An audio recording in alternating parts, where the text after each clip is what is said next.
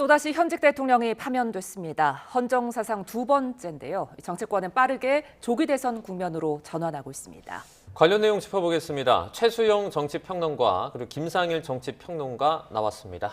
안녕하세요. 안녕하십니까. 예, 왜 이렇게 시간을 끌었나 싶게 8인의 재판관 전원일치 결정이었습니다. 현재 이런 숙고의 배경 뭐라고 보십니까? 전 뭐 신중 또 신중이었다고 봅니다. 그러니까 이번에 이제 이 판결과 이 선고에 따라서 사후 수용성이라는 측면이 굉장히 주목받지 않았습니까? 누구나 승복할 수 있는 구조. 그다음에 누구나 여기에 대해서 반박할 수 없는 그런 걸 갖춰야 한다. 그러니까 이른바 흠결 없는 선고문이 돼야 된다는 거죠.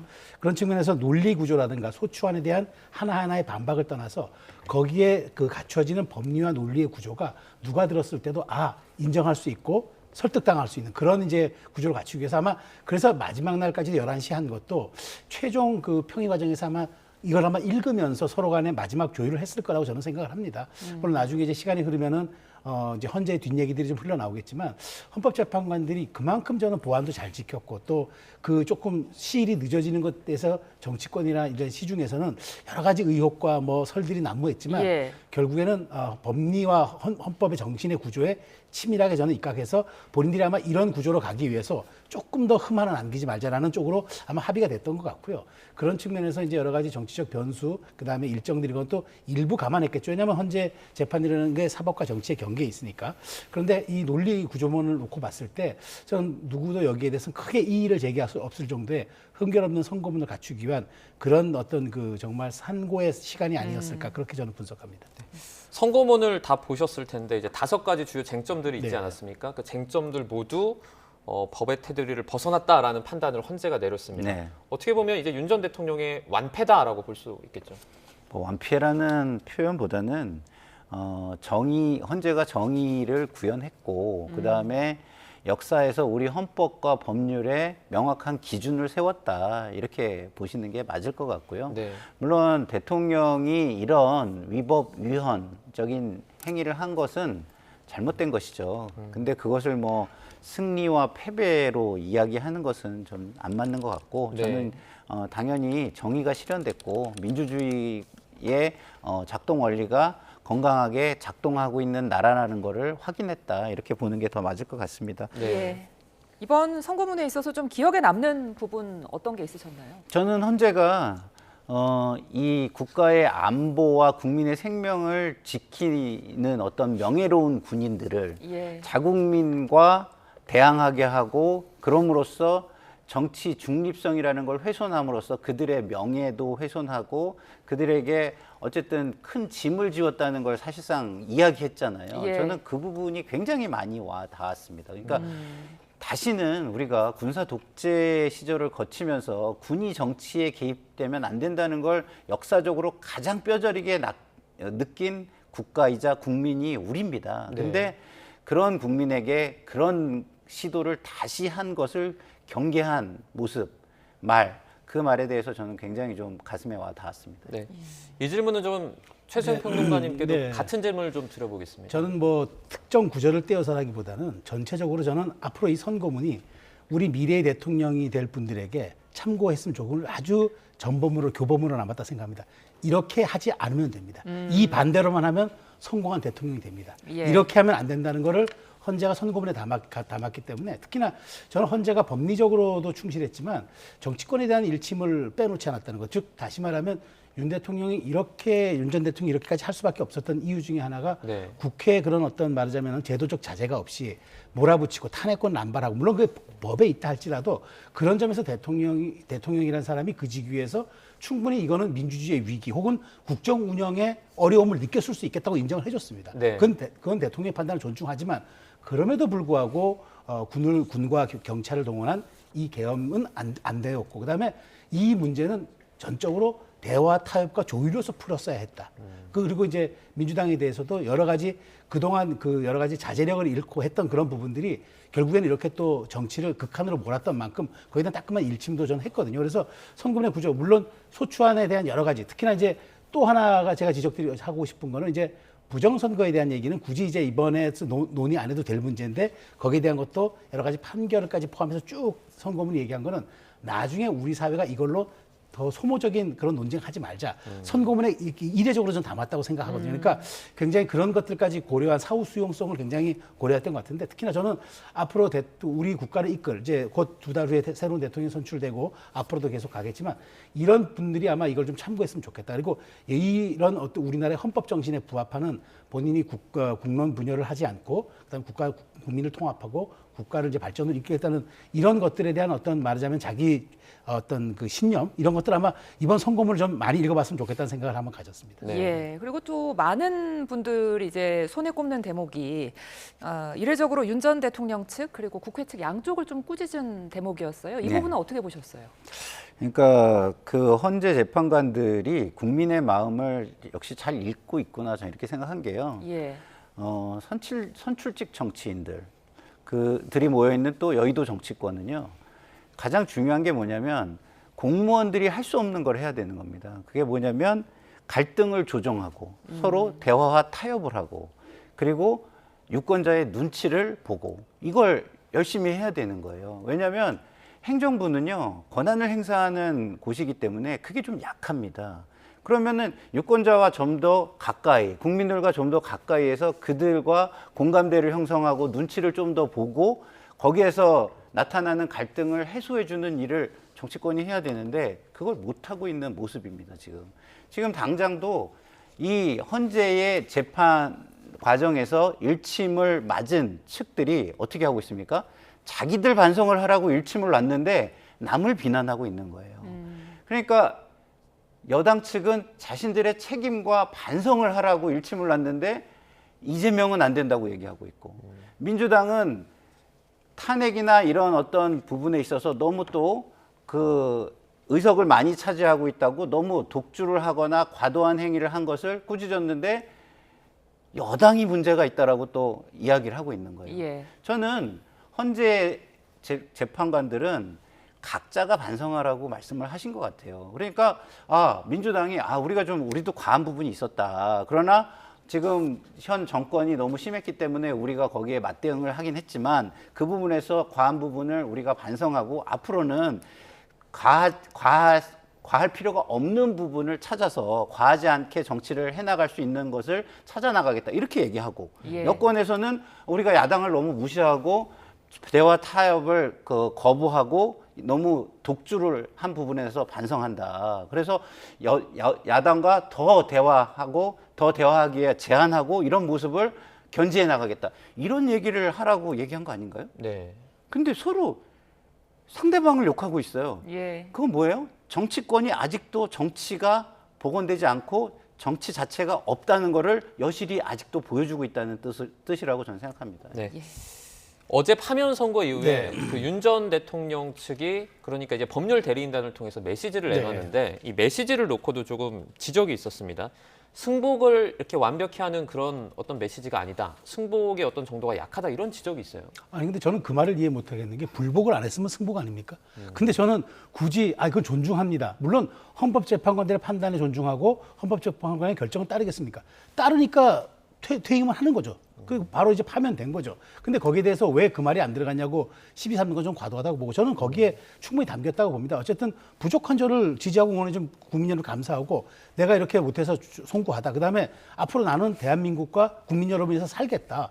그리고 그렇게 자기가 대통령으로서 뭐 2년 3개월이지만 일할 수 있어서 영광이었다. 라고 얘기했으면 저는 충분하게 얘기를 했을 거라고 봐요. 근데 거기에서 콕 집어서 그러면 이재명 대표는 여기에 대해서 헌재 결정에 존중한 헌법재판관들에게 감사하다는 얘기 그렇게 구체적으로 안 했습니다. 그냥 국민의 승리라고만 얘기를 했어요. 그러니까 그런 식이에요. 그러니까 저는 너무 그걸 가지고 과도하게 해석할 필요는 없겠다. 윤 대통령이 그동안 우리가 우려했던 말하자면은 혹시라도 광장에 어떤 열기를 부추길 만한 듯한 그런 언사가 혹시 있지 않을까라는 우려했는데 깔끔하게 얘기한 것 아닙니까? 대통령 변호인단도 여기에 대해서 아무 표현 없었고 대통령도 바로 즉시 1시간 내에 저렇게 짧지만 4분단에 말하자면 메시지를 낸 건데 저는 어쨌든 퇴임하는 대통령으로서 짤막하지만 모든 걸 담았다고 봅니다. 앞으로 저는 이제 이 윤 대통령의 파면과 탄핵 선고가 가져온 우리 정치의 교훈과 그다음에 앞으로 정치가 좀 선진화 방향으로 나아가야 될 진일보에 대한 부분 이걸 논의해야지 대통령의 말에 승복이 없었으니까 아직도 윤석열 대통령의 시대라고 자꾸만 모든 사람들이 그 치환하는 그런 태도들이잖아요. 그러니까 미래를 보고 나아가야지 이제 대통령에 대한 그 전직 대통령에 대한 메시지 하나 가지고 있다 없다를 가지고 얘기하는 건 너무 소화적이다. 저는 그 말씀 드리고 싶습니다. 예, 이제 파면이 된 만큼 대통령 관저에서도 나와야 될 텐데 시일이 얼마나 걸릴까요? 글쎄요, 뭐 시일이야 뭐 우리가 그 좀 뭐 그렇게 중요한 건 아니니까요. 그러나 이제 본인이 책임감을 느낀다면 빨리 정리하고 그리고 또 그 파면이 됐는데 거기에 또 오래 본인 스스로도 오래 있고 싶은 마음은 없을 거 아닙니까? 예. 그래서 뭐 2, 3일 내에 나오시지 않을까 이런 생각이 드는데요. 저는 좀 전에 우리 최수영 평론가님이 그 하신 말씀에 대해서 저도 좀 드리고 싶은 말씀이 있는데 이런 겁니다. 자, 헌재가 역사적으로 굉장히 명확한 기준을 세워줬어요. 예. 그러면 국가 최고 지도자도 역사에 좀 명확한 모습을 보여주고 모범을 보여줬다면 얼마나 좋았을까라는 생각이 듭니다. 승복 사실상 없었죠. 어쩔 수 없이 그냥 받아들이는 거지 승복 메시지가 없었습니다. 승복 메시지가 왜 중요합니까? 지금 이후에 정치적 파장들도 고려를 해야 되는 거거든요. 네. 그 갈등도 고려를 했으면 좋겠기 때문에 승복 메시지가 있었으면 좋겠다라고 한 것이고요. 그리고 반성과 책임에 대해서도 전혀 이야기를 하지 않았습니다. 지금 국민이 피해를 입었고 국가가 피해를 입었습니다. 그럼 그런 부분에 대해서 책임 있는 이야기를 좀 하고 반성도 하고 이런 부분에 대해서 그러면은 교훈 삼아서 또 후대에서는 이러지 말고 잘 이런 쪽으로 좀 해주십시오라는 부탁도 하고 이래야 그게 국가 지도자다운 모습 아닙니까? 보여준 모습은 아직도 정치적인 여지를 열어놓으려고 하는가라는 의구심만 남긴 메시지라서 저는 상당히 지도자다운 모습을 끝까지 못 보여주시는구나. 역사적으로 뭔가 하나도 남기지 못하고 가시는구나. 이런 부분이 되게 아쉬웠습니다. 그러니까 대리인단 통해서 나온 윤 전 대통령의 그 메시지를 놓고 일단 두 분의 의견이 조금 엇갈리는 것 같은데 혹시 뭐 덧붙이실 말씀 있나요? 아닙니다. 뭐 저는 윤 대통령의 메시지가 육성으로 나오거나 조금 더 아까 제가 말씀드린 대로 진일보 했으면 더 좋았을 것이다. 그렇지만 그게 없다고 해서 윤 전 대통령이 여기에 대해서 불복하거나 혹은 여기에 대해서 승복의 메시지가 없었다고 평가하긴 그렇고 네. 이제 우리는 윤 전 대통령 시대를 딛고 앞으로 나가야 되는데 거기에 포함됐다 안 됐다를 가지고 얘기하기에는 자꾸 우리가 너무 뒤돌아보는 것이 아닌가 싶어서 드린 말씀이었습니다. 네. 예. 자, 이제 14일부터는 윤 전 대통령의 형사재판도 본격적으로 시작이 됩니다. 이번에 헌재에서 국회 측의 소추 사유가 대부분이 뭐 인정이 됐는데 네. 이런 부분들이 형사재판에서는 어떻게 작용할까요? 뭐 기본적으로 사실관계를 확정하는 데는 도움이 되겠지만 죄 자체가 있느냐 그 죄의 정도가 얼마 정도 되느냐는 새롭게 형사소송법에 준해서 판단을 할 것이라고 봅니다. 예. 이게 지금까지의 판단은 위법 위헌이고 그것이 국민의 신임을 회복할 수 없을 정도의 중대성과 심각성을 가지느냐를 본 것이죠. 그런데 예를 들어 가지고 뭐 저는 당연히 이제 내란죄가 성립이 되면 그 형량이라는 굉장히 무거울 수밖에 없기 때문에 네. 무거울 수 있지만 어쨌든 그 형사소송 재판부는 다양하게 그 안에서 형량을 정할 수 있는 판단을 본인들이 또 의심할 수 없을 정도의 증거를 입증하면서 해 나갈 것이라고 생각하기 때문에요. 꼭 100% 이게 위헌이 그 형사소송에서의 내란죄의 어떤 어느 정도의 무거운 형량하고 직결된다 이렇게 보기는 저는 어렵다고 생각합니다. 예. 탄핵 심판과 어쨌든 형사 재판은 두 개가 다른 성격의 재판이지 않습니까? 그래서 이제 형사 재판, 윤 전 대통령의 그 형사 재판 과정도 앞으로 남아 있는데 네, 그렇죠. 어떤 부분을 좀 중점적으로 다룰 거라고 보세요? 이제는 직권남용을 다루게 되겠죠. 그러니까 이제 그 전에는 이제 내란죄 우두머리 혐의만 이제 그 할 수 있었으니까 현직의 신분이었으니까. 네. 근데 이제는 전직의 신분이 되었기 때문에 바로 이제는 직권남용으로 들어가는데 그렇게 되면은 어떤 게 있냐면은 헌재가 얘기했던 정치인 체포 지시라든가 그다음에 이제 여러 가지 당시 대통령으로서 지시했던 그런 부분들에 대한 수사가 이제 착수가 될 수 있겠죠. 추가 기소가 될 거라고 보시는 거죠? 추가 기소 가능성도 있다고 좀 보는 거죠. 네. 검찰 특수본이 그동안 사실은 그 부분에 대해서는 어느 정도 수사를 했는지도 모르고 실제 어느 정도 뭐 증거를 확보했는지도 모르겠습니다만은 이제는 보다 더 자유로운 상황에서 이제 수사가 이루어질 때 그것을 이제 추가 기소를 할지 그건 뭐 검찰의 영향이겠습니다만 어쨌든 14일부터 지금 형사재판의 1심 이게 시작되는 날이거든요. 그렇기 네. 때문에 앞으로 저는 이 공방을 통해서 이제 여기에 대해서 추가로 이제 검찰이 입증할 수 있는 그런 사람들이 있을 것 같고, 특히나 이제 공수처 같은 경우도 수사가 이제 중단되었던 이제 최혜병 사건 같은 경우도 할 수가 있겠죠. 왜냐하면 최혜병 사건 같은 경우에는 수사가 중단돼 버렸어요. 공수처가 인력과 그런 자신들의 역량으로 도저히 그 지금 그 말은 내란 수사에만 집중했기 때문에, 그렇다면 이제 그 부분도 이제 다시 한번 들여다볼 수 있겠고 해서 저는 이번에 12.3 계엄과 관련된 것들뿐만 아니라 그동안 이제 어쨌든 윤 대통령 중심에서 제기됐던 부분들까지도 굉장히 이제 그 속도가 붙을 거라고 합니다. 검찰 특수본, 그다음에 공수처, 경찰까지도.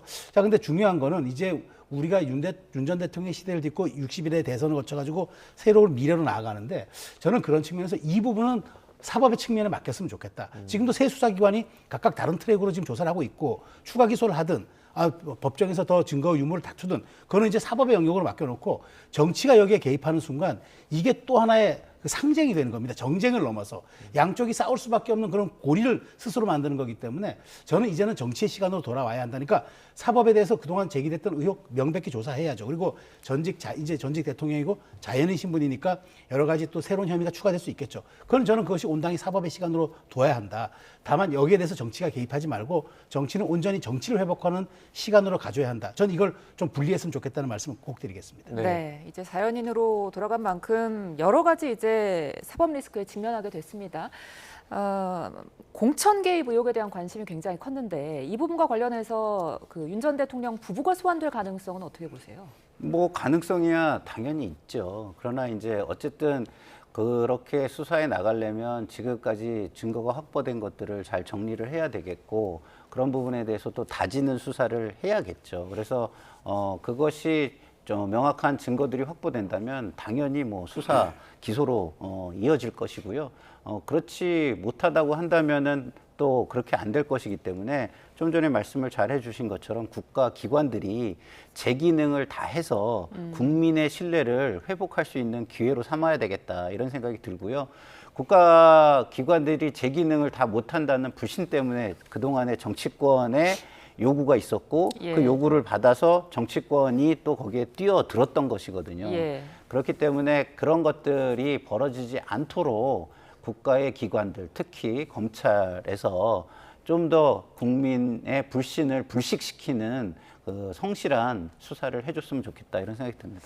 공천 개입 의혹 관련해 가지고, 그러니까 뭐 김영선 전 의원이라든지 명태균 씨 같은 경우에는 모두 구속이 되지 않았습니까? 네, 그렇죠. 그러면 윤 전 대통령도 혹시 구속영장 청구 가능성 있다고 보세요? 그러니까 지금 그 중앙지검이 그동안 수사를 이제 창원지검으로부터 이관받아서 했는데, 아직까지 뚜렷하게 뭐 나아가는 게 없는 것 같아요. 물론 이제 계엄으로 인한 여러 가지 지금 그 검찰의 수사 능력에 대한 부분도 있겠지만, 그렇지만 이제는 이 말하자면 윤 전 대통령이 자연인 신분이 됐기 때문에 네. 명태균 관련한 이제 사안에서 이제는 더 예전처럼 우리가 김 여사에 대해서 의혹이 있다고 뭐 출장 조사를 한다거나 이렇게 이제 할 수는 없는 구조가 돼버렸어요. 네. 이제는 저는 그래서 이제 조금 더 실체적 진실에 근접할 수 있게 되었다. 특히나 이제 윤 전 대통령이 당시 윤상현 공관위원장에게 전화 걸어서 김영선 좀 해줘라 했던 얘기가 여러 가지 그걸로 인해서 촉발이 된 것들이 있지 않습니까? 예. 그런데 어쨌든 창원지검이 그동안 답보 상태에 있었던 게 주요 인사들이 소재지가 있는 중앙지검으로 이송하는 게 맞다 해서 넘겨받았으니까, 이제는 가장 핵심적인 사안이 윤 전 대통령 부부 아니겠습니까? 그렇다면 저는 한 트랙으로 속도를 좀 낼 수도 있겠다. 그래서 중앙지검이 조금 전에 말한 것처럼 검찰 특수부는 12.3 계엄에 대한 그 수사에 집중하겠지만, 그러면 중앙지검은 이 부분에 대해서 빨리 의혹 해소할 필요가 있겠다. 이 의혹이 해소가 안 되면은 민주당이 공세를 펼치는 이른바 김건희사 특검법, 명태균 특검법, 이걸로 더 비화가 되기 때문에 중앙지검이 이런 부분에 대해서 조금 더 선제적으로, 그리고 그동안 수사했던 증거 양이 많을 것 아닙니까? 예. 그렇기 때문에 저는 속도를 낼 수 있다고 보기 때문에 예. 이걸 가지고 좌고우면할 필요는 없다고 봅니다. 예. 자, 앞서 김상현 평론가님 검찰이 제 역할을 해야만 한다라고까지 해주셨는데, 하지만 그럼에도 불구하고 이제 조기 대선 국면에 돌입한 만큼 검찰이 좀 민감한 사안에 속도를 안 내지 않겠느냐, 이런 관측도 있거든요. 그럴 수도 있죠. 그렇지만 뭐 윤석열 대통령 사건이 정치적으로 민감한 것일까라는 부분에 대해서는 전 꼭 그렇게 생각하지는 않거든요. 왜냐하면 이미 파면이 돼서 한 번 정도 그 부분이 정리가 됐고, 예. 그렇기 때문에 그 정리하는 것을 마무리한다는 차원으로 본다면, 그것이 뭐 국민의힘의 여론을 뭐 굉장히 악화시킨다거나 뭐 이런 역할을 그렇게 많이 할까? 이미 그 부분은 다 여론의 반영이 어느 정도 된 것이 아닐까라고 생각을 하고요. 문제는 수사가 아니라 국민의힘의 정치 태도입니다. 앞으로 정치의 방향과 태도가 오히려 훨씬 더 영향을 많이 미칠 거예요. 근데 이런 부분을 계속해서 옹호하려고 하고 대통령의 지지층의 눈치를 보면서 그쪽의 결집을 또 유도하고 진영 논리로 똘똘 뭉치려고 하고 이런 모습을 보인다면 오히려 그것이 국민들에게 영향을 많이 줄 것이고 이 정권에 대한 심판이 아직도 끝나지 않았구나라고 생각을 하고 심판 기조를 이어갈 것이다 라고 저는 생각을 하기 때문에 국가기관들은 이런저런 눈치를 보기보다는 국민의 신뢰를 확보하기 위해 성실하게 수사하고 그리고 무엇보다도 형평이 무너지는 듯한 모습을 국민에게 보여주지 않았으면 좋겠다라는 생각이 듭니다. 네. 예. 그동안 멈춰 있었던 그 공수처의 네. 그 순직 해병 외압 의혹 수사도 속도를 낼 전망인데요. 그렇죠. 윤 전 대통령 관련한 수사가 진행되면서 사실 공수처에 대한 비판이 좀 많이 나오지 않았습니까? 그렇죠. 이번이 좀 어떻게 보면 체면을 회복할 수 있는 기회가 될 수도 있을 것 같아요. 그렇습니다. 공수처는 이거는 법에 권한이 명시된 본인의 수사 역량과 그다음에 자기 자신들의 어떤 그런 그 수사기관으로서 존립 가치를 보여줄 수 있는 유일한 기회죠. 왜냐하면 이게 거의 수사가 끝난 사안이었는데 네. 이종섭 전 장관 소환 조사까지 거의 다 해둔 그 목전에 둔 상태에서 12상 계엄이 터짐으로써 중단된 거란 말이죠. 네. 그러다 보니까 이제 핵심 관계자는 거의 다 그 어찌 보면은 다 소환을 사전 조사를 했고 마지막 남은 이제 그 뭐랄까 핵심 증인들이 이제 이종섭 전 장관 그리고 이제 윤석열 대통령 이렇게 전 대통령 이렇게 볼 수 있겠죠. 그런데 이제 여기에서 지난 1월달에 박정훈 전 해병대 수사단장이 그 군사법원에서 무죄를 선고받았어요. 항명하고 그다음에 상관 명예훼손 혐의에서. 그렇다면 여기에 가장 핵심적인 항명과 명예훼손을 군사법원에서 무죄를 했기 때문에 네. 숙도를 더 내야 될 이유가 생긴 거죠. 그런 측면에서 저는 공수처가 그렇습니다. 뭐 그동안 인력이 없다. 그다음에 뭐 단 하나 성공시킨 어떤 수사에 대한 기소 능력도 없다. 이런 비판을 받았고 특히나 이번 윤 전 대통령 관련해서 그 불법 부당한 체포와 관련해서 여러 가지 논란이 있었단 말이죠. 그런 네. 측면에서 어찌 보면 공수처 입장에서는 본인들이 어떤 존립의 사활을 걸고 이 부분을 해야 되는데 거의 8분 응선까지 왔어요. 그리고 이미 박정호 단장은 무죄를 받았고 했기 때문에 저는 뭐 이 사건에 대한 뭐 수사가 뭐 몇 달을 끌지 않을 사안이어서 과연 근데 다른 사건과 윤 전 대통령만 이제 그 산재에 있기 때문에 예. 이 부분들을 어떻게 타 기관과 조율할지 그게 조금 관건이 될 거라는 생각이 듭니다. 예. 네. 이번에는 조기 대선 이야기 좀 해보겠습니다. 국민의힘은 이번 파면으로 이제 어쨌거나 2명의 현직 대통령이 파면된 상황이거든요. 네. 회복에 좀 시간이 걸리겠죠? 아까도 말씀을 드렸지만 예. 그 태도가 어떠냐에 따라서 그 기간이 엄청나게 길어질 수도 있고 그것이 굉장히 단축될 수도 있다 저는 이렇게 생각합니다. 근데 예. 지금 뭐 탄핵에 찬성한 사람들을 뭐 솎아내서 뭐 80명이라도 똘똘 뭉쳐서 가야 된다 뭐 이런 식의 그동안의 국정을 책임졌던 실정에 대해서 그리고 그 실정으로 인한 국민의 실망과 피해에 대해서 인정하지 않고 자기들의 권력과 이익만을 위해서 또 외부의 적을 만들려고 하는 그런 모습을 보인다면 그 시간은 굉장히 길어지겠죠. 그리고 한동안 국민의 선택을 못 받을 거라고 저는 생각을 합니다. 그러나 그런 부분을 인정을 하고 지금부터라도 저희가 열심히 해서 정말 뜻에 맞게 하겠습니다. 그리고 그 과정에서 발생하는 희생과 헌신은 우리가 다 감내하겠습니다라고 실질적으로 희생과 헌신을 보여준다면 그거는 의외로 짧아질 수도 있습니다. 왜냐하면 지금 민주당도 담양 제2, 4.2 재보궐선거를 보세요. 심판을 당했거든요. 예. 국민의 힘이 없는 곳에서는 민주당도 심판의 대상이 될 수 있다는 게 드러났어요. 그렇기 때문에 상당히 짧아질 수도 있는데 지금 국민의 힘이 하는 행태를 보면 뭐 사실 희망은 별로 없어 보이긴 합니다. 네.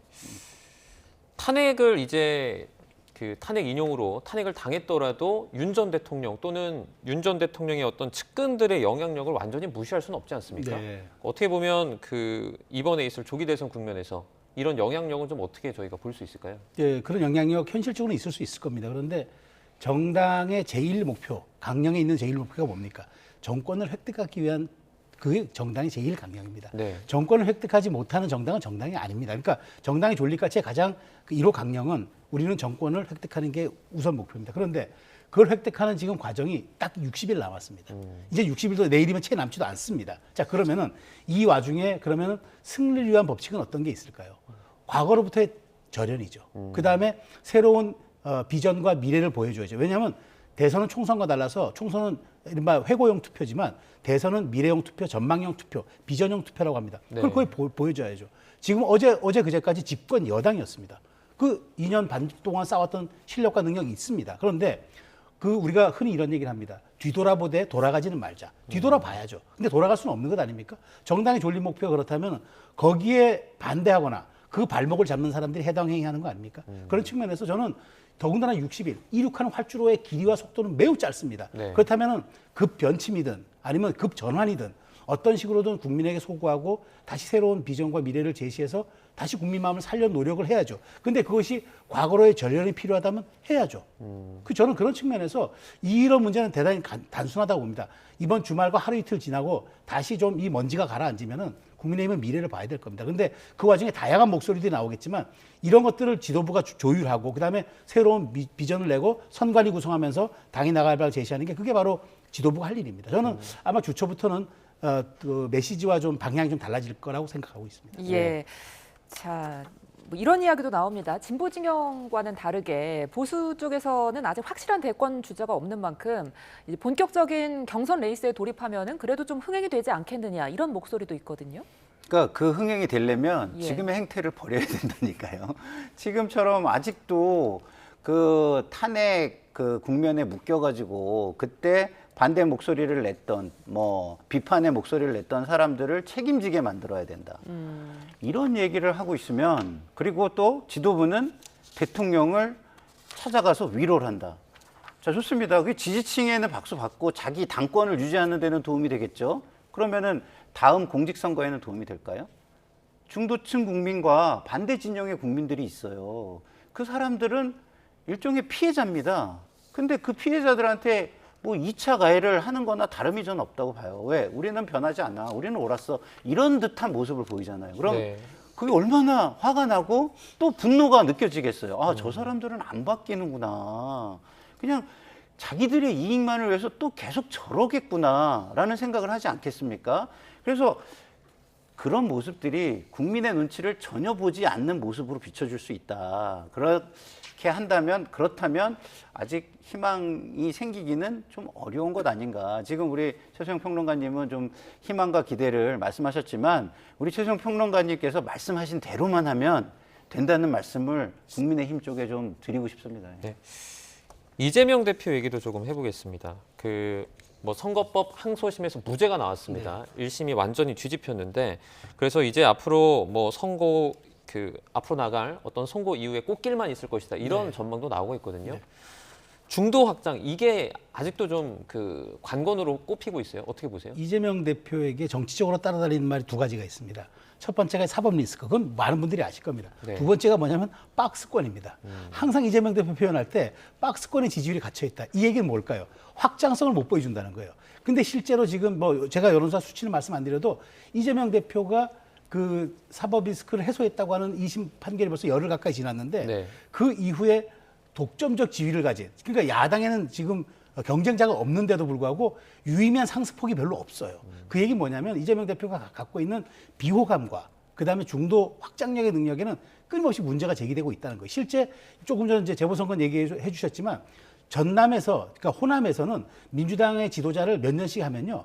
항상 거기에 대한 영향력과 지배구조를 갖고 갔었어요. 따라갔는데 이재명 대표는 그게 없다는 거죠. 그런 것들이 이제 하나하나의 이제 말하자면 약점으로 잡히고 있는데 그런 것들이 이재명 대표가 얼만큼 이제 보완해 낼 것이냐. 그런 것들은 실제 이재명 대표와 민주당의 과제이기도 하지만 국민의힘 입장과 여당 입장, 보수 진영 입장에서 놓고 보면 공략해야 할 포인트고 균열의 지점이기도 하거든요. 이런 이중성의 양가성이 있기 때문에 이 부분은 앞으로도 굉장히 저는 주목받을 부분이라고 생각합니다. 예.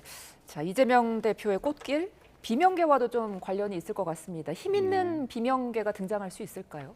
어렵죠. 네. 안타깝게도 힘 있는 비명계라는 것은요.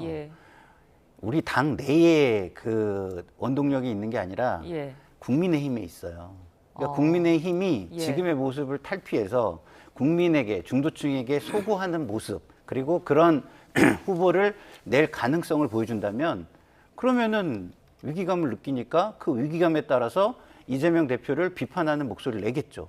근데 지금 이 상태로 국민의힘이 이렇게 가면 아니 뭐 승리가 당연한데 거기에 대해서 괜히 쓸데없이 분란을 일으킬 필요가 있냐 이렇게 생각하지 않겠습니까? 예. 그렇기 때문에 저는 지금의 국민의힘의 모습을 유지한다면 비명계가 목소리를 낼 수 있는 공간 자체가 확보가 되기가 어려운 상황이다라고 생각을 합니다. 그래서 아까 제가 말씀드렸잖아요. 심판이 끝났다고 생각하고 그 심판 대상이 사라져야 다음 심판 대상을 국민들이 찾을 텐데 여전히 국민의힘은 심판의 대상으로 계속 남아 계시고 싶은 것 같다라는 생각이 듭니다. 예, 알겠습니다. 오늘 두 분 말씀 여기까지 듣겠습니다. 지금까지 최수영 그리고 김상일 정치평론가 두 분과 함께했습니다. 오늘 말씀 고맙습니다. 고맙습니다.